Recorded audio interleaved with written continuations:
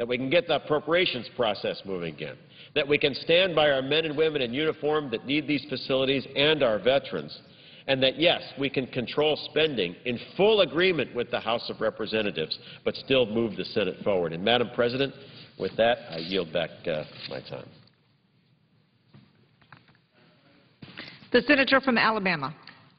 Madam President, I thank my colleagues for their excellent presentation. They're excellent senators, and from all that appears, has produced a piece of legislation that is will be positive for our country. But the pending measure, H.R. 2055, an act making appropriations for military construction, the Department of Veterans Affairs and related agencies offered by the senators would appropriate federal funds for the year 2012. However, the Senate has not yet adopted a concurrent budget resolution for 2012, and there is no 302A allocation in place for that fiscal year. Section 303C of the Congressional Budget Act prohibits consideration of any appropriation bill until a concurrent resolution on the budget has been agreed to and an allocation has been made to the Committee on Appropriations for FY 2012 or any subsequent year. Therefore, I raise a point of order against this measure pursuant to Section 303 of the Congressional Budget Act. Mr. President. The senator from South Dakota. Madam President, pursuant to Section 904 of the Congressional Budget Act of 1974, I move to waive the point of order under Section 303 of that Act for H.R. 2055 and any amendments thereto and motions thereon. Madam President, I would object to that and would like and would debate the issue. And I just would say I make this motion for a very important reason that's not directly related to the quality of the work of Senator Johnson and Senator Kirk in producing this bill, but a very important question concerning the budget of the United States. So I have the floor. I would be prepared to talk on that, but I would, if my colleagues wanted to talk right now, maybe we could reach an agreement. Not? All right. Very good. Madam President, we have in the United States Code a Budget Act. It requires us to proceed in an orderly fashion. The Budget Act says you shouldn't be spending money, appropriating bills, until you have a budget. That's pretty simple, that's pretty commonsensical, and it's the correct way to do business. We haven't had a budget for 806 days now, and that's the reason we're spending this country into bankruptcy. We've had no budget, and this year the majority has not even sought to bring one to committee and certainly not brought one on the floor. The leadership, the Democratic leadership said it would be foolish to pass a budget. Well, I don't think it's foolish to pass a budget. I think it's the reason we've gotten out of control in what we're doing, and so that's why I've made the objection. Madam President, I would ask unanimous consent that I be able to enter into a colloquy with my Republican colleagues. Without objection. Madam President, I just would say that, and it's a very, very important matter, and I don't like to have to take this action, but I believe it's the right action. I see on the floor now is Senator Corker from Tennessee. He was mayor of the city of Chattanooga, and as mayor, they produced budgets and actually did one of the greatest jobs of any mayor in the United States, truth be known, in making that city the fabulous place it is today. and he is a businessman also.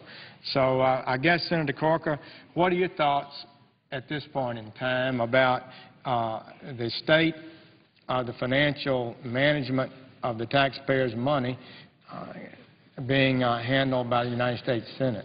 First of all, thank you. The senator from Tennessee. Thank you, Madam President. And Senator from Alabama, thank you for the comments and your leadership on the Budget Committee. And to the two gentlemen, Senator from Illinois and Senator from South Dakota, I thank them for their work in appropriations, and this discussion on the floor has absolutely nothing to do with the work that they've done. I understand that actually the top line that they're using is within the budget that was passed through the House. The reason I'm here with you today, though, is for this reason. I don't think there aren't many senators on either side of the aisle that believe that the Senate is functioning in an appropriate manner. I can't go to the dining room or any other place, walk down the hall, get on the subway without some senator saying, can you believe how this place is operating? And us allowing spending bills to come to the floor and to be voted upon without having budgets basically makes us an accomplice in allowing this place to continue to be dysfunctional. I mean, we're having the showdown over the debt ceiling because there isn't any other place to have a showdown. And I realize that many people have decided that that's not the appropriate place, and there's been a scheme concocted to sort of allow both sides to have it as they may and try to fight this out in the electoral process down the road instead of going ahead and dealing with some of the tough issues we ought to deal with now. But it just seems to me,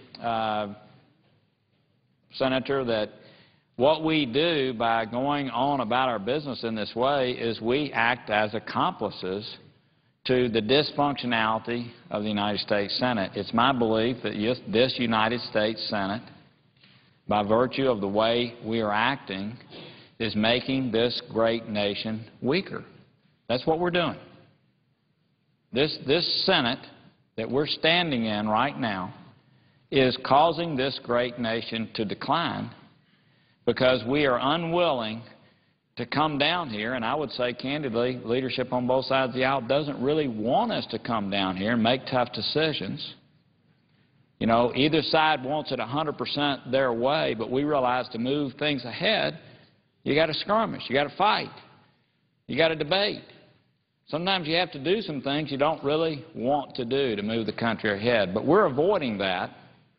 And what we're doing today is moving possibly to an appropriations bill, a spending bill without a budget. I can't imagine in a country spending $3.7 trillion, 40% of it that we don't have, that we're going to move to spending bills without resolving these particular issues. So I'm extremely disappointed. I know that I've been saying some pretty strong things here on the floor, but it's because I'm concerned about this country, and I know everybody here is concerned about this country. It's not as if those of us who are talking about this issue are the only ones. That's not the image or perception that I'm trying to project.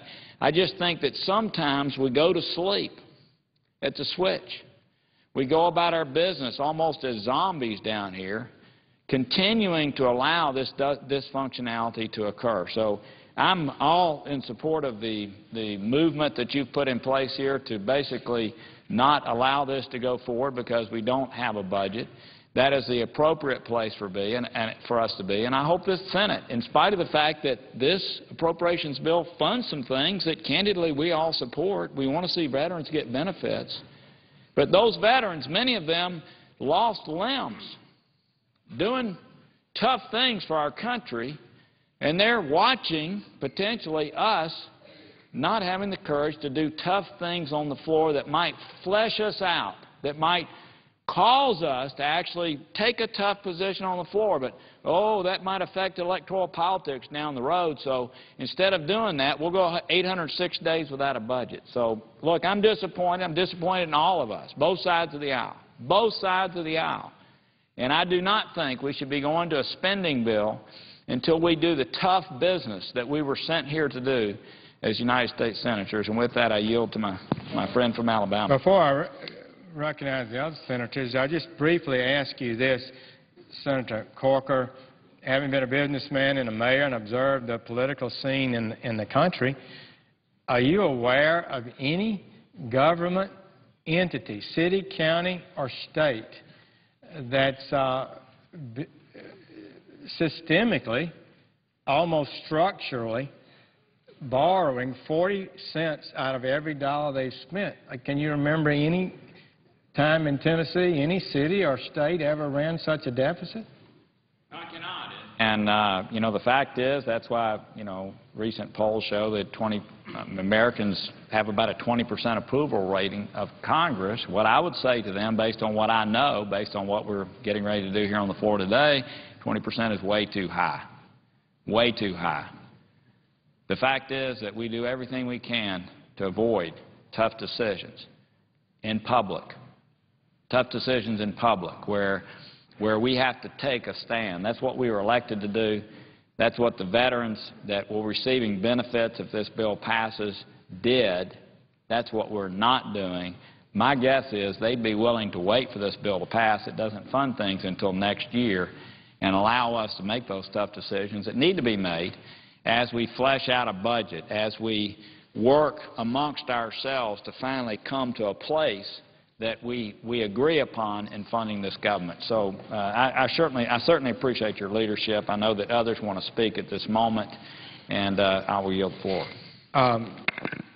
Thank you, Senator Corker. I just would say that the spasm that's occurring in the Senate, the frustration that's boiling up, is not for light or transient reasons. It's a big, big deal when the United States government has been for months and will continue to be borrowing about 40% of every dollar we spend, running up the largest deficits the nation has ever seen. And so what the law says, the law and the United States Code says you should have a budget. And when you set a budget, you take all of the bills that are out there and tell them how much money they have to spend, so your total amount of money at the end does not exceed a dangerous level for the country. That's what a budget does. And so we're going to seek and repeatedly call to this Senate's attention that we've got the cart before the horse. We're spending money without a budget, and we're going to have a budget, else we are not in control of our spending. And once you have a budget, it takes 60 votes to violate the budget. You can sign a stick to it if you make up your mind to do so, and we don't have to violate it and burst the budget. So that's what we're talking about today, and it's a matter of great seriousness.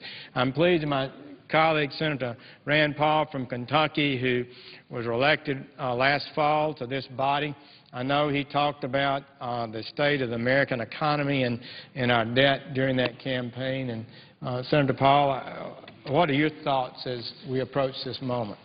Well, I want to join in sort of the outrage that we would consider spending money without having a plan. You know, who spends money and has no plan as to how much you're going to spend, or has a plan as to what the repercussions are for spending money that you don't have? We're spending $100,000 a second. By the time I finish this sentence, we'll have spent $500,000. Of that $100,000 a second, we're borrowing $40,000 a second.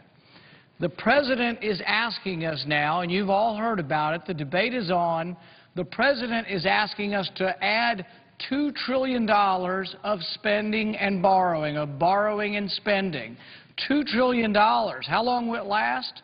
Well, we don't know because there's not a budget, but there's going to be $2 trillion estimated that will be spent in the next year that we don't have. What does that mean to a country? There are estimates that our deficit now, which approaches the size of our economy, is costing us 1 million jobs a year. Now, what does that mean? That also means less revenue, which means worse deficits. It's all compounding upon itself.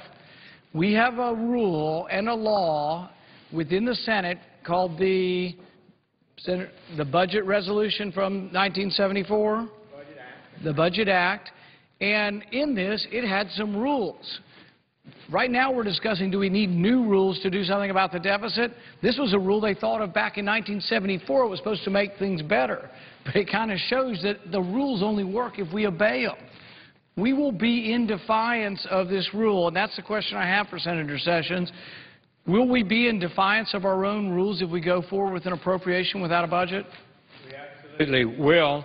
It sets forth precisely the language I thought I had before me, but it requires this, Senator Paul, and it's pretty clear. I don't think there's any doubt about it. Until the concurrent budget resolution on the budget for a fiscal year has been agreed to and an allocation has been made to the Committee on Appropriations of the Senate under Section 302A for that year, it shall not be in order for the Senate to consider any appropriations bill. That's pretty clear. And what were the intentions? The Senator's a doctor and not a lawyer, but I believe most anybody could understand that point. And what was the intention, though? What was the intention that that rule would do by having a budget? Was it supposed to limit, then, what each appropriation bill for each subject would be allowed to spend? That is correct, Senator Paul.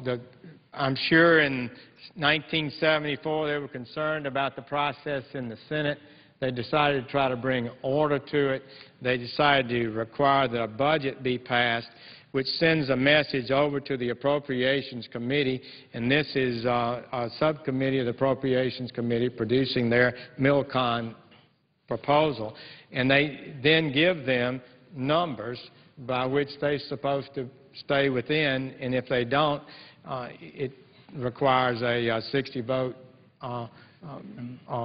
total to proceed above the budget number. So it's a way to bring integrity to the system. So by invoking this rule from the 1974 Budget Act, your intention really has nothing to do with the bill that's presented before us. It has to do with whether or not we should be responsible as a government, have a budgetary plan, know how much money comes in, know how much money is being spent, and do the responsible things the American people expect of us. You know, I'm concerned what happens if we keep upon this path. If we keep spending money at the rate we're spending it, within about a decade, entitlements and interest consume the whole budget. That's if interest rates don't go up. You know, as you noticed the other day when Larry Lindsey wrote about it in the Wall Street Journal, he said, if interest rates go up to where they historically have been, we'll add another $5 trillion. I don't think we can withstand it. My fear is that the economy won't withstand it, that our country won't withstand it, and that we do have to have somebody who will stand up and say enough's enough. The country needs to have a plan. We need to budget how much money comes in and how much we can spend. And I think this is a good first step. Thank you. I can't think of a more important time in history for us to return to the tried and true budgetary process than at a time in which we are spending to a degree that's irresponsible above anything we've ever done before. It's really threatening the American economy. It's not a light little problem. It's a serious problem. So we've gone there 805, 806 days without a budget, and that is a part of the problem. So we're going to continue to work to insist that we proceed in the regular order under a budget, and I'll talk in a moment, but the reason we don't have a budget, the House has passed a budget. The Republican House passed one by April 15th, like the law requires. We've not even had a markup in the Budget Committee because the Democratic leadership has decided that it's not fun to vote on a budget. You have to show your cards. You have to show where you're going to raise taxes, where you're going to cut spending, and how much the deficit's going to be after it's all over. And President Obama's budget received such a poor reception because it was so unbalanced and irresponsible that I guess maybe they decided it would be foolish, as the leader said, for the Senate to even produce one. And that's not a good reason in my view. Senator Paul, I know it might be appropriate that we yield at this point to our colleagues and let them share any remarks they have. Question before we finish. The one question Yes. I have is we haven't had a budget in 2 years. When's the last time we had appropriation bills? And are we working in the committee? See, the people expect us to come up here and do our job. And I would think our job is in committee. We deliberate over budget in your budget committee, over appropriations. Are we deliberating over appropriations, or have we had any committee hearings on the debt ceiling or how we could cut spending in order to try to not be spending so much money that we don't have? Are we in the process of doing what we're supposed to be doing in committee? I don't feel like we are, but I have to give this subcommittee credit. Actually, this appropriations bill now before the Senate, amazingly, Senator Paul, I'm told is the first standalone appropriations bill brought to the floor of the Senate since 2008. When I came here, we would try to pass all our appropriations bills by at least a number of them before the August recess and all by September 30th, and when we didn't, we were embarrassed. Well, the last several years, everything has been cobbled into one big continuing resolution and moved in a block. So I guess I say to my colleagues as I yield the floor, thank you for proceeding apace to get a bill forward. It's just not your fault that we haven't had a budget at this point in time. I would yield the floor and reserve the balance of the time. Mr. President. Senator from South Dakota. I believe that Senator Kirk would like to speak in favor of the motion to waive, and I yield him as much time as he may consume. Mr. President. The Senator from Illinois. Mr. President, I want to thank our ranking Republican member on the Budget Committee because in normal circumstances I would be strongly supporting him and agree with him. The irony here is that this legislation conforms to a budget. It conforms to the Paul Ryan House budget and fits under the 302B allocation. That's the amount of money that the House granted to the House Appropriations Subcommittee that wrote this bill. And when this bill passed, our very conservative House of Representatives, only 5 members of the House voted against it. All of our leading members of the House voted for it. Now, we talk about needing to make tough decisions, and I appreciate the members and their praise for the underlying legislation because we made some tough decisions. We looked at the President's request, and we made a number of cuts. In Alaska, at Fort Wainwright, we cut $57 million from their aviation complex. In Germany, at Gersheim Central Distribution Facility, we cut $21 million. Also at that same facility, their infrastructure we cut by $16 million. At Fort Bliss, for the maintenance facility, we terminated funding for that. Also for their infrastructure proposal. At Fort Belvoir, road and infrastructure projects, we terminated that project. In Honduras, at Sotocano, we made a $5 million reduction. In California, the Coronado Fitness Center for North Island, we made a $14 million reduction. In California at Bridgeport, for a multipurpose building addition, we made a $3 million reduction. In the Persian Gulf, in Bahrain, for the bachelor's listed quarters, we terminated funding for that for this fiscal year. Also in Bahrain, a waterfront development also terminated that. In the Marianas, at the North Ramp facilities, we also terminated. That was a $78 million reduction. Also in Mariana, in the Finnegan Water Utilities, ended funded for that project. In Guam, at the Guam Strike Fuel Systems Maintenance Handler, we cut funding in half, saving $64 million. In Nebraska, at Offutt, we made a $30 million reduction for their replacement facility number 1.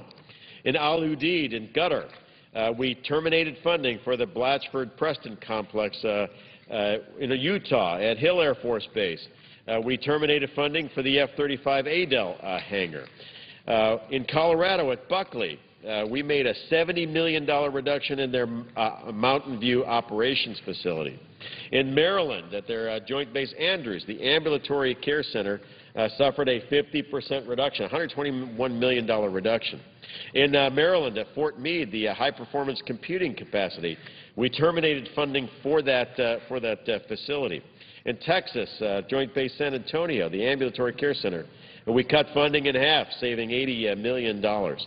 In Texas, at Fort Bliss, at the hospital replacement facility, we reduced funding by $27 million. In Utah, at Camp Williams, the data center, we cut that funding in half, saving $123 million. In total, we made reductions in 24 separate programs, including canceling the building I talked about, a whole new court for the Court of Veterans' Appeals. That's why this legislation came in $2.6 million, even below the House, why it's $1.2 billion in budget authority below the President, and $620 million below last year's budget authority. Reminding members there are no earmarks in this legislation. So my hope is 89 members voted for cloture on this legislation yesterday, which is why we brought it up. My hope is that those 89 members vote for cloture again on this underlying motion. I think most of our members are going to vote for the members on my side, on the Republican side, are going to vote for this budget point of order once we get to that. And I completely understand that. I'll be probably supporting him on other bills. The only common sense point I'll make here is because we are at the House budget level and because the House has adopted it, because this conforms to the Paul Ryan budget, I think we should move forward, especially as our ranking member wisely said, this is the first appropriations bill coming up separately since 2008. And I will say, you make specific reductions to real spending when you actually bring up a bill, as Chairman Johnson has decided to do with my backing. And with that, I yield back to Chairman Johnson and thank him for the time. Mr. President, Senator from South Dakota. I yield the floor to and reserve the balance of my time.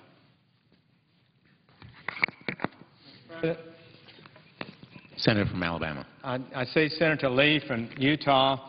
Senator Lee is a new senator. He campaigned throughout his state and talked about the kind of issues we're dealing with today, and I would yield to him at this time. Mr. President, we've now been operating for more than 800 days without a budget having been passed. We are operating at the direction of the party in control of this body on autopilot.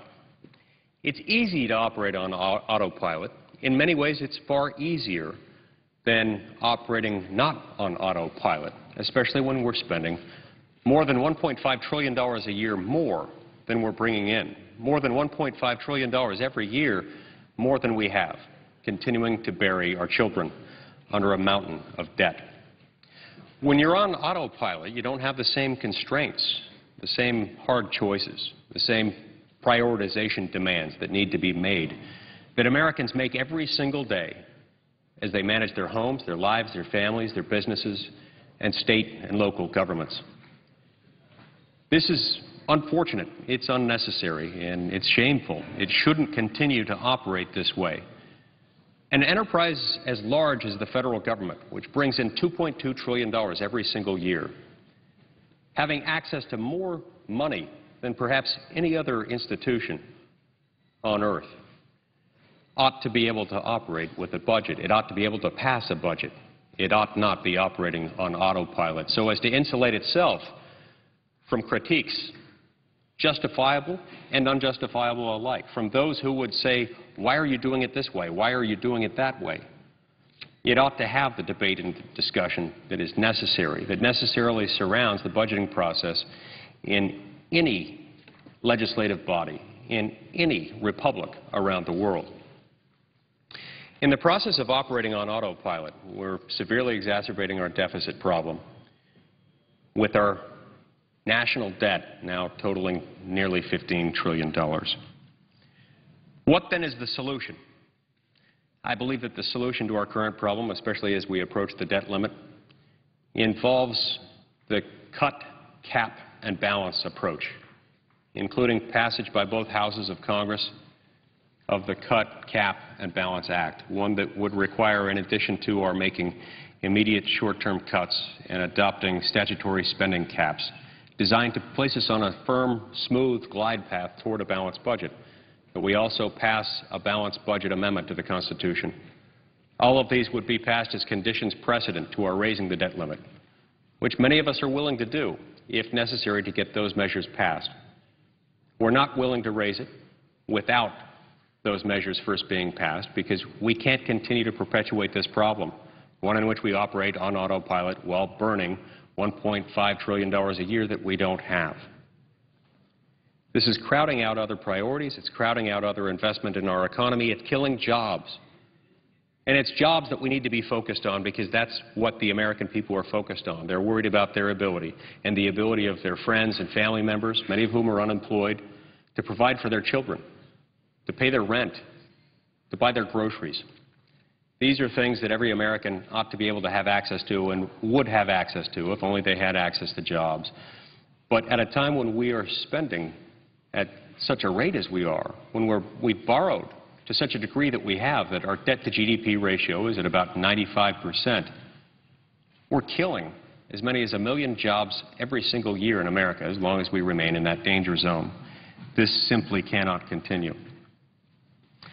Another thing that we face right now that's something that I find completely unacceptable is the fact that amidst all this debate and discussion that we've had in recent weeks about the debt limit, amidst the offer on the part of what are now most of the Republicans in the United States Senate to raise the debt limit under the circumstances that I've outlined, the President of the United States responded to those offers by threatening, promising perhaps, to cut Social Security benefits to current retirees if the debt limit is not immediately raised and raised only consistent with the conditions that he's demanding right now. I fail to understand, Mr. President, why the President of the United States would prefer to make so hasty, so cruel, and so reckless a threat as withholding Social Security checks for current retirees before looking at any other federal program. I mean, look, we borrow at a rate of about $125 billion a month. That's a lot of money. A lot of people don't make that much money in a whole year. Now, as we're borrowing at that rate, we have to take into account the fact that Social Security benefits cost the U.S. Treasury about $50 billion a month. That's 50 out of the $125 billion each month that we borrow, assuming that that's the portion of it that's borrowed. Meanwhile, we're bringing in about $200 billion a month in tax revenue. So there's more than enough tax revenue there to cover not only Social Security benefits, but also interest on debt and a number of other things as well. That begs the question, why are Social Security beneficiaries the first to be threatened? Why is it their checks that the President is threatening to withhold first? There is no explanation to this that he's offered, and I hereby demand one. I think our current retirees deserve more than to be used as pawns in a high-stakes political game, one that uses fear and uncertainty and doubt rather than reason and discussion and debate and willingness to compromise. The need for this has never been greater. The consequences for disregarding the need for debate and discussion have never been higher.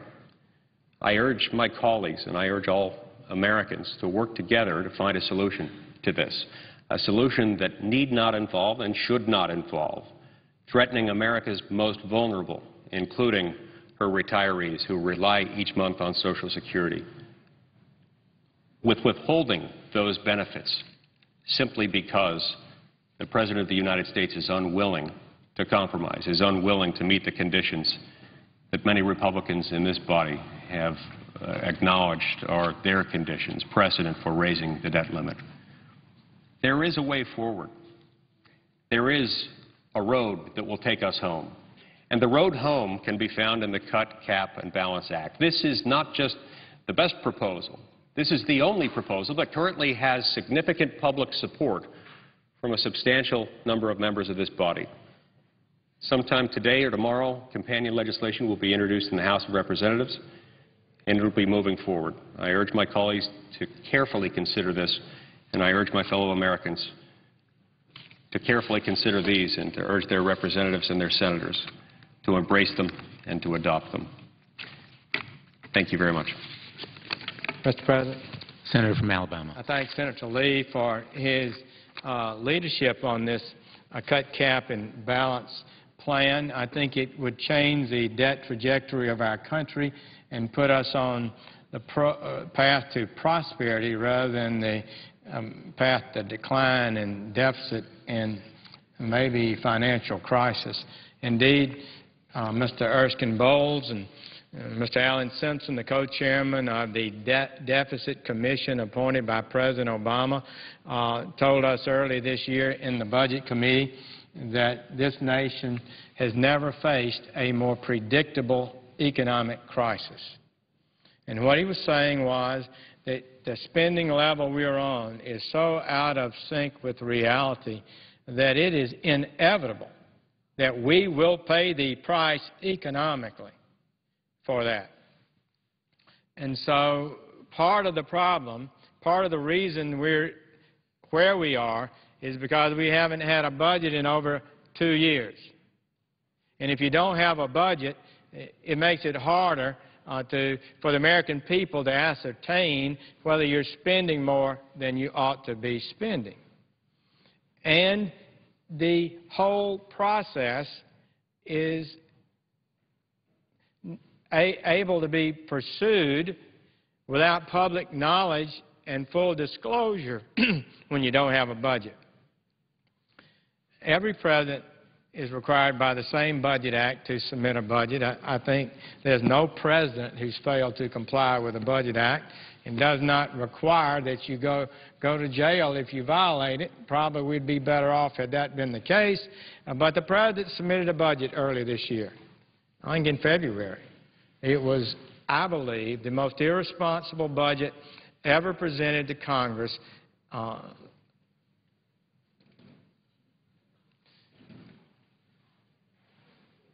At a time of systemic, structural deficits of trillions of dollars, the likes of which we've never, ever had before, at a time when we needed to confront that and discuss it as a people, as a nation, he submitted a budget that increased taxes significantly, increased spending even more, and increased the deficit, not reduced it.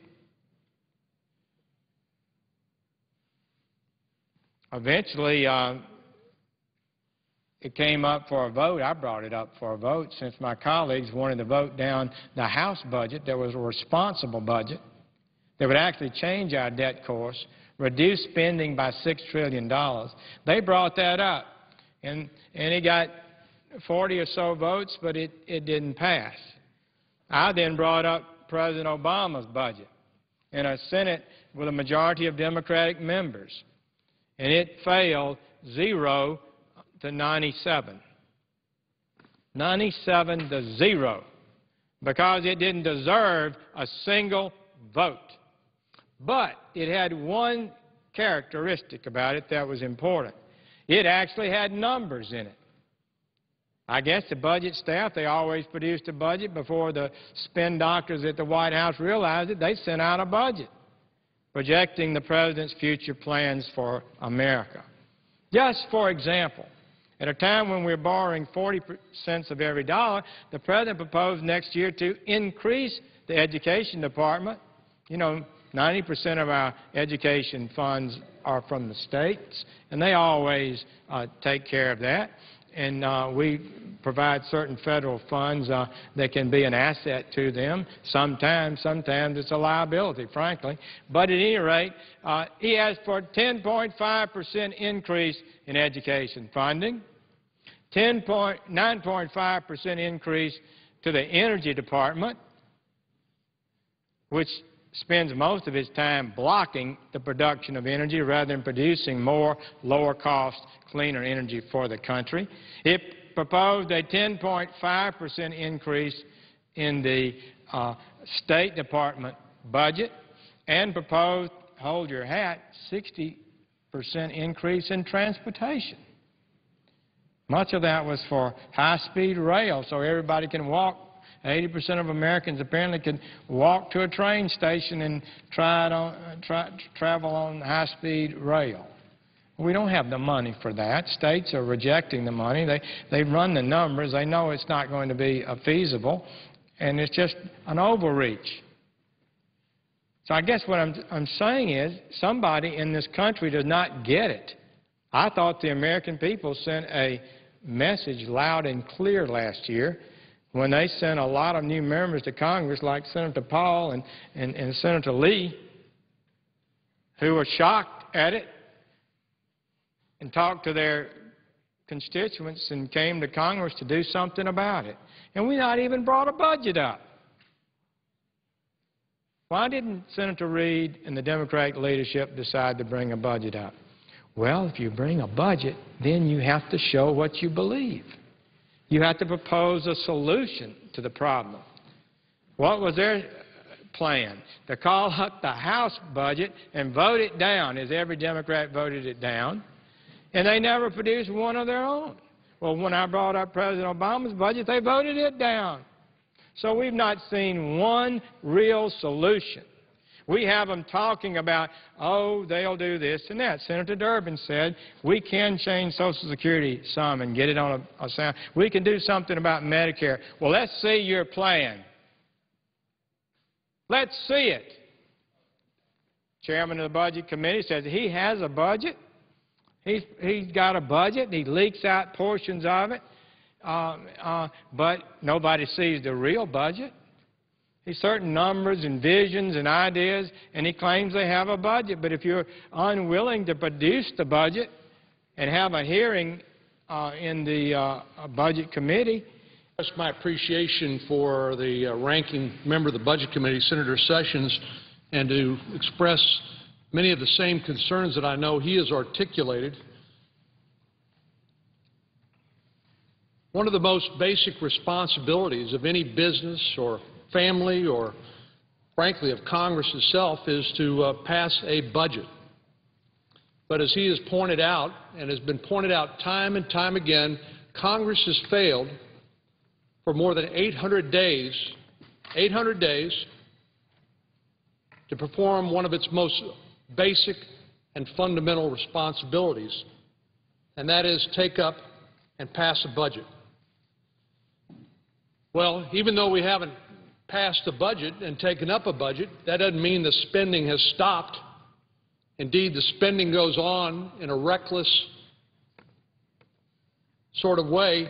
We've spent $7.3 trillion since the last budget was passed and increased the national debt by $3.2 trillion. Now the Senate is considering a bill, a spending bill, an appropriation bill, before we've even passed a budget. It strikes me, Mr. President, that that is exactly backwards. We should be passing and debating a budget first before we then take up appropriation bills. This is not the way Congress should operate. Now, taxpayers who might be watching this on C-SPAN or elsewhere or in the gallery may be asking themselves, well, how can Congress spend money without having a budget in place? Because we know that a budget is a very important form of self-discipline. It requires you to identify what are your priorities, what are the things you have to spend money on, what are things that you would like but you can put off till tomorrow or next year, and what are the things that you would like to have but you really can't afford. Well, the fact of the matter is Congress has been operating in an undisciplined and extravagant sort of way, not with our money, but with the taxpayers' money, and even worse, with the money that these young men and women who are sitting in front of me are going to have to pay, because our legacy to them will be debt, a burden of debt, which will limit their opportunity and their prosperity. Well, as Senator Sessions, our ranking member, has pointed out, this is not only a bad idea, this is not only bad policy, this is not only a breach with our precedent, and policies, there is in fact a Budget Act rule that prohibits what is going on. That is, spending money without a budget in place. It violates the Senate rules. Everybody knows that spending money without a budget in place is not a fiscally responsible way to act. Of course, I would say to the distinguished senator from South Dakota that we all support our military and our veterans, and that there's no greater responsibility of the federal government than to defend our citizens and make sure that the needs of our troops and veterans are met. But Congress should not, in the interest of doing something that is important, circumvent its own rules. Taxpayers deserve transparency. With transparency comes accountability. And without a budget, taxpayers get neither. Well, we know what's been going on in the absence of Congress doing its job. Indeed, the President's own proposed budget would have vastly expanded the debt and the deficits, and that's why it lost when we brought it to the floor and said we want to vote on it. It lost 97-0.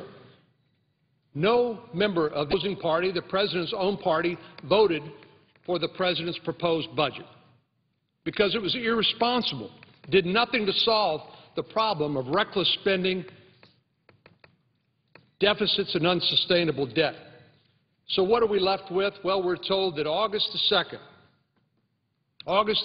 the Secretary of Treasury says we will run out of money. Well, rather than having a budget debated and voted on in front of the American people where every American citizen could watch it, see what's going on, call our offices, express their concerns, either supporting that budget or saying, no, you ought to change it by offering an amendment. What we are given now by the President is secret negotiations behind closed doors and told, eventually, I assume, that it will be rolled out and we will be told, take it or leave it. August the 2nd, we're out of money. And you, Mr. Senator, Madam Senator, Madam Congressperson, you can't do your most fundamental job, and that is have a debate in the light of day in front of the American people. Now, does this ring a bell? Seems to me that this is starting to be a habit, a bad habit. Started with the health care bill that was rammed through Congress, that was a product of secret negotiations, all sorts of special deals cut behind closed doors, and only now are we really beginning to see what the consequence of those special deals were and the costs that were vastly underestimated in the health care bill. Well, I hate to say this, Mr. President, but President Obama has failed to lead on the debt ceiling. First, we know that he called for a clean up or down vote without any cuts or any entitlement reform. That's the first thing he called for. Thank goodness he has moved away from that position, but there are problems yet. But in September, when he was a senator in 2006, he said, increasing America's debt weakens us domestically and internationally. At the time, he also said it is a sign that we now depend on ongoing financial assistance from foreign countries to finance our government's reckless fiscal policies. Well, that was back in 2006 when then-Senator Obama made those statements. So today we're presented with a much different office holder, the President of the United States, who's now demagoguing those who hold the same views that he espoused himself in 2006, back when our debts and our deficits were much smaller than they are today.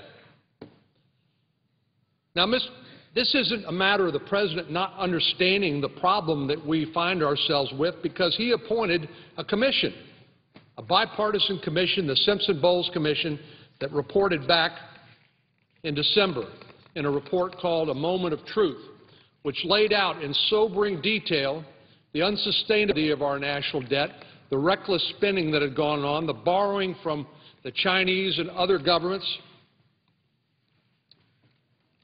But rather than the President taking up the report of his own fiscal commission, he simply ignored it. He ignored it in his State of the Union message. He certainly ignored it in his proposed budget, which was dead on arrival over here without a single Democrat voting for it. And in essence, the President has outsourced his leadership responsibilities to others. Well, we know that the President's current proposal, if you can call it that, and frankly, the devil is in the details, and while the House has passed the budget,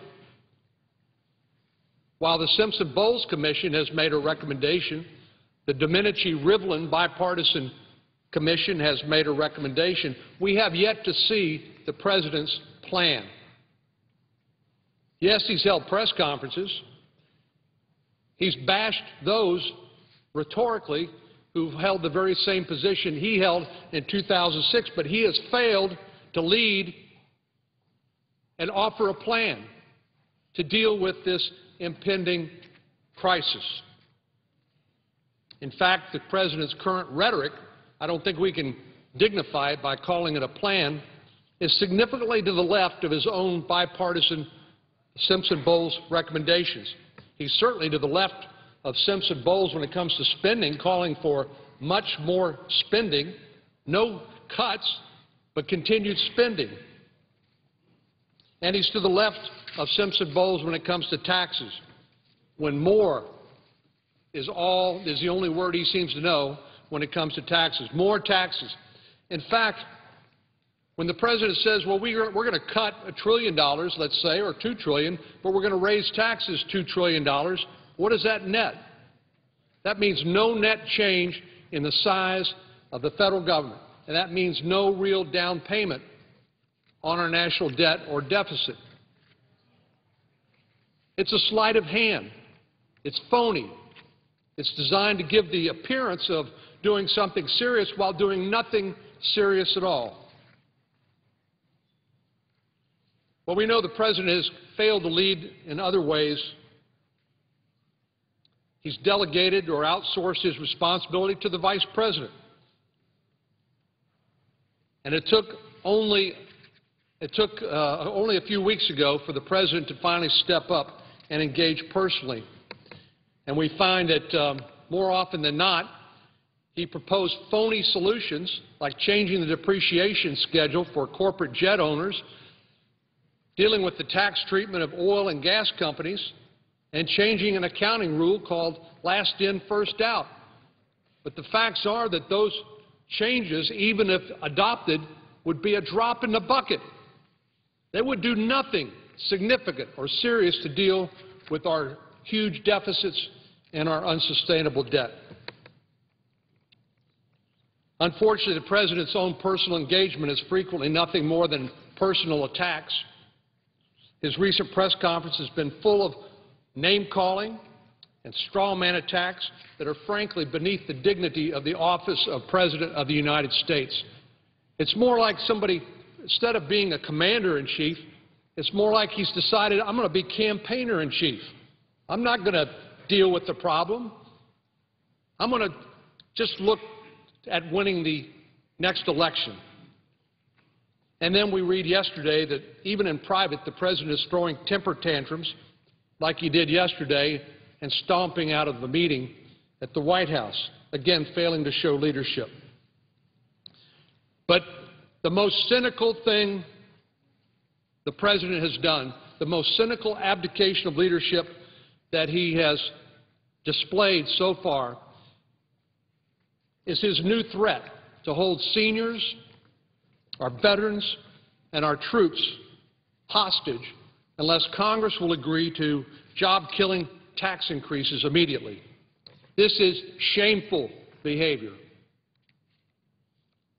We all know that even if the August 2nd deadline passes without a deal, according to the Bipartisan Policy Center, the United States Treasury will still have enough revenue, about $172 billion, to pay for Social Security benefits, to pay for Medicaid and Medicare, to pay active duty military and other national priorities.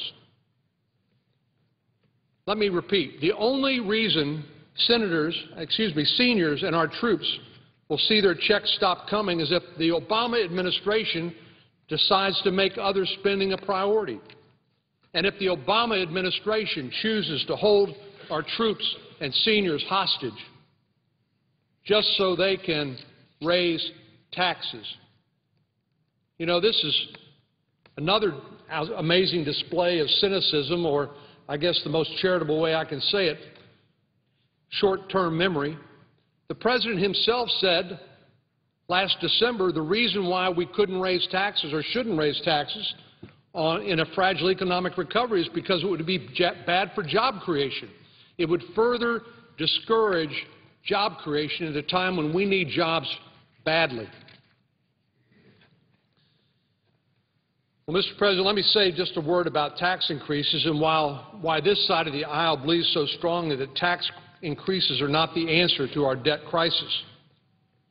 As one president famously said, quote, "The last thing you want to do is raise taxes in the middle of a recession because it would just suck up, take more demand out of the economy, and put businesses further in the hole," close quote. Well, the president that said that was President Barack Obama back in 2009. The president makes our case for us.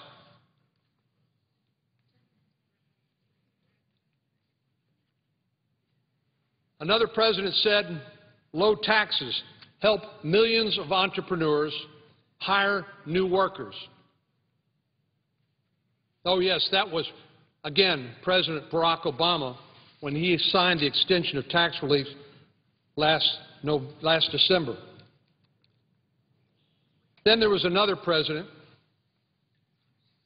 somebody who our nation holds in high regards, who happens to have been a member of the other political party, who said that, quote, "The final and best means of strengthening demand among consumers and business is to reduce the burden on private income and the deterrents to private initiative that are imposed by our current tax system." That was President John F. Kennedy in 1962. President Kennedy also said, in short, it is a paradoxical truth that tax rates are too high today and tax revenues are too low, and the soundest way to raise revenue in the long run is to cut the rates now. Only, he said, and he is exactly right, when he said only full employment can balance the budget and tax reduction can pave the way to that employment. The purpose of cutting taxes now is not to incur a budget deficit, but to achieve the more prosperous, expanding economy that can bring about a budget surplus. He had it exactly right.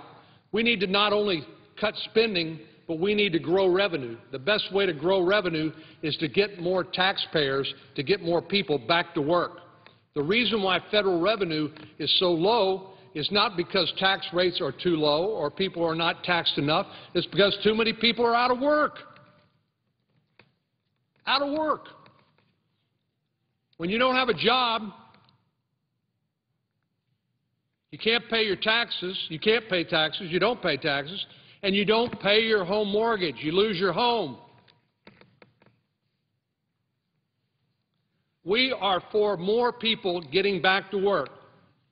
And we've tried the failed stimulus that was the goal of which was to keep unemployment between or below 8%. We know that failed, and yet we racked up another $800 billion in debt.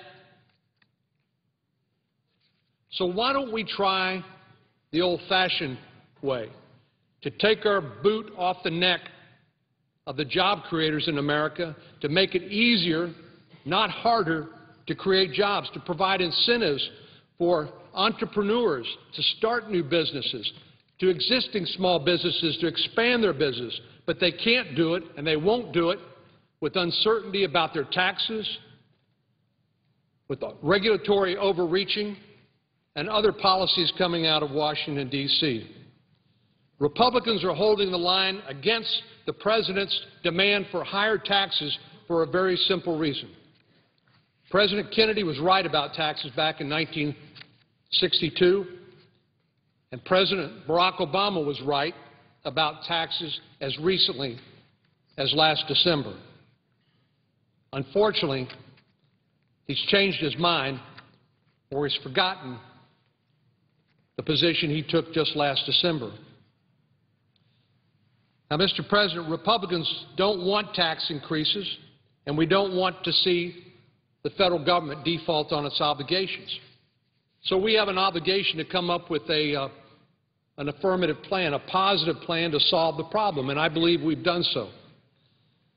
The first is a balanced budget amendment to the United States Constitution that's co-sponsored by every Republican on this side of the aisle. The last time we voted on a balanced budget amendment in the Senate was 1997, before I got here, where 11 Democrats voted to support that constitutional amendment. I hope our Democratic colleagues will join us in doing not an extraordinary thing, not a heroic thing. It's a very ordinary but a very common sense thing, and that is to make sure the federal government learns to live within its means and not spend money it does not have. We hope they will join us. Part of that plan is also the cap, cut, and balance legislation that I've co-sponsored and that I hope the House of Representatives will take up and send over here soon. This legislation is a plan that avoids defaulting on our obligations. It prevents more taxes, particularly during a fragile economic recovery. It cuts reckless spending, and it gets our fiscal house in order.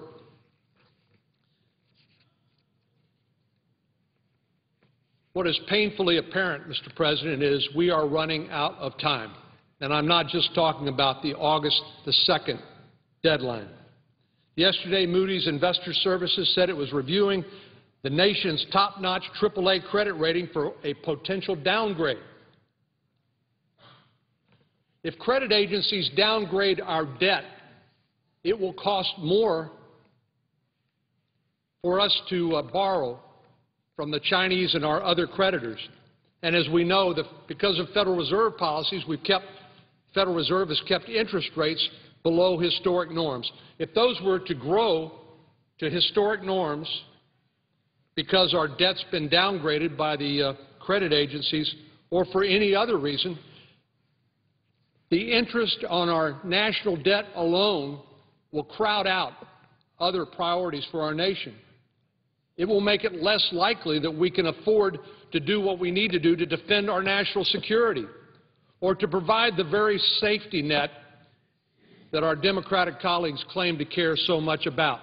We won't have the money to do it because we will not have acted responsibly in dealing with the deficit and the debt today.